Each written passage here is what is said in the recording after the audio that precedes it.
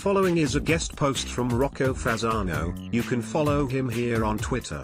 Higuain, Piazza, Ramsey, Rabiot, Buffon, Demiral, Romero, Pellegrini, De Ligt, Danilo, and Han. Then, Barzali, end of contract, Caceres, Orsolini, Rocherio, Spinazzola, Cancelo, and Keane. This is the illustrious list of 2019-20 incoming and outgoing transfers, respectively. Too simplistic to spend judgment until the end of the season in order to truly judge.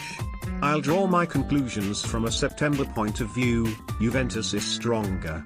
Juventus's Mercato trajectory began in a linear fashion, beginning with a much-needed beef-up at centre midfield with Ramsey and Rabiot, much needed, as mentioned, since the Bianconeri only had 4 available in 2018-19. To the seasoned, world-class, argue all you want, Welshman and Frenchman Paratici and company add 2 younger, not well-known defenders Demiral and Romeo. Then the jab to the Juventino's gut, saying goodbye to Spinazzola for a younger, more physically imposing, and perhaps less injury-prone, left-back, Luca Pellegrini. The clubs need to produce a plusvalenza, the Italian word for accounting profit. We won't get into the calculation here. The main culprit, Buffon's sweet return home, was celebrated by every Juventino, bringing back memories of great wins together from the statesman of Italian football par excellence. The use of French is intended. And then the big bang, De Ligt. Juventus acquired the Dutchman, who has received awards for the most promising player of his generation, for a steal, only €75 million over 5 years. There is that pesky rescinding clause, which may come back to bite in a few years' time. Then, the crescendo comes to an abrupt end. As is widely known, Luca Pellegrini and Romero were in turn loaned back to their former sides, namely Cagliari and Genoa, where they'll undoubtedly collect tens of league caps, and come back stronger, more mature. Players considered outside of Sarri's project by media and fans alike, for example, Perin, Rugani, Higuain, Mandzukic, Khedira, Matuidi and Dybala, were shopped around Europe, but without takers. Perin even went so far as to undergo a medical in Lisbon, Benfica side, but no cigar. And when there were takers, Paratici was unable to force the player's hand when the latter resisted the exit, the fatal move of Juve's Mercato. First it was Higuain, then Mandzukic,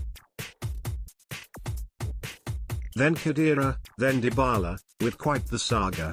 The moment in which Paratici didn't set his foot down, it showed the rest that no is a perfectly acceptable answer for the director. At this point, Juventus' outgoing Mercato took a turn for the worst. And, in turn, so did their incoming transfer campaign. The outgoing transfer strategy then turned to selling players who had demand, which meant that Juventus had to part ways with the young and promising Keane, with a technical winger in Cancelo. By the same token, the Bianconeri almost lost Dybala. Retaining players who were believed to be outside the project put pressure on the forecasted payroll, and as a result, a final coup, be it Icardi, or Zaniolo, or others, was not to be. Overall mark, 7/10. Juve's excellent incoming transfer campaign is offset by a fair to poor outgoing transfer campaign because it leaves Sarri, a coach renowned for his man rotation deficiency, finds himself with a bloated squad of great players. As if the technical mountain is not difficult enough to climb, the bloated roster means that he has to manage personalities and eventual malcontent that will come from lack of playing time for some squad members. A lot will depend on Sarri's ability to distribute minutes in easier, on paper, league games and Coppa Italia matches to all, and employ a scientific rotation. The skill on the roster should facilitate this. A big dependent variable, of course, will be his ability to get results in all competitions, especially in the UEFA Champions League. Failure to go deep in that competition will spell disaster in terms of finances, group dynamics,